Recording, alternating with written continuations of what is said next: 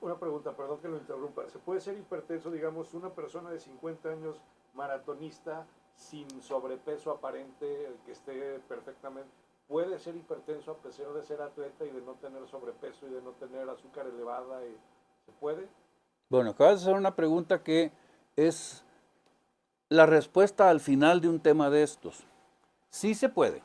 Yo tengo corredores a los que les hago monitorización ambulatoria de presión arterial y que tienen trastornos de hipertensión durante el sueño. Es decir, se supone que durante el sueño cae la presión sistólica por lo menos 10% y 15% la presión diastólica. Y eso, pueden haber los que caen más de eso, los que caen en eso, los que no caen del todo, los que suben durante el sueño. Esos 4 patrones, los últimos 2 son anormales. Y esos últimos 2 hablan de un paciente con un sustrato hipertensivo. Y las mediciones de presión arterial durante el día tienen picos y tienen elevaciones. Ese paciente no es un paciente normal, no es la regla. A la hora de llegar al esquema de manejo, al tratamiento de un paciente hipertenso, nunca vamos a acabar hablando solo de hipertensión, porque lo que sigue es que hipertensión difícilmente la vas a encontrar sola, porque hay otros 3 que la acompañan. Obesidad es una, no va a ser el problema de este corredor de fondo. Hipertensión, bueno, estamos hablando de ella. Hiperlipidemia, el que hace ejercicio tiene una probabilidad de reconfigurar, por la forma en la que usa sus recursos, de disminuir y reconfigurar parte de esa hiperlipidemia, sin querer decir que eso es suficiente para resolverla. Y una cosa que se llama resistencia a la insulina, que no confundamos ese término con diabetes. Resistencia a la insulina la tiene la mayor parte, 92 o más por ciento de los que tienen hipertensión arterial, tienen resistencia a la insulina. No estoy hablando de diabetes. Es decir, hay una cosa que se llama diabetes de aparición en la adultez. Esos son 96% de todos los diabéticos son de ese tipo. Y diabetes de tipo 1, que es la de la insulinopénica, ese que desde que nace no tiene insulina. Ese es un asunto aparte. 4% son de ese tipo. Los de aparición en la adultez son 95-96%. Hablemos de esos. Del 96% de los que desarrollan diabetes en la adultez, todos tienen resistencia a la insulina. Vamos de nuevo.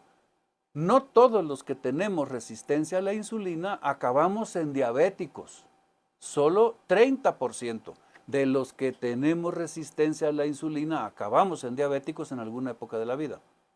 Pero todos los que ya son diabéticos, y lo vamos a ver al revés, todos tienen resistencia a la insulina. Los tejidos no responden a la insulina.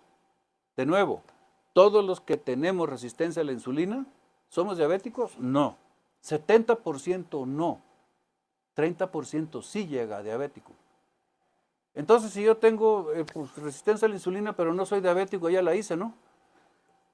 A ver, es que no estamos hablando de que diabetes o no diabetes. Diabetes es pues una condición a la que llegan allá. Todos los que tienen esto, solo 30% llega allá. Esto es un continuo que conforme el tiempo va pasando, van sucediendo cosas y se van sumando factores y la bola de nieve crece.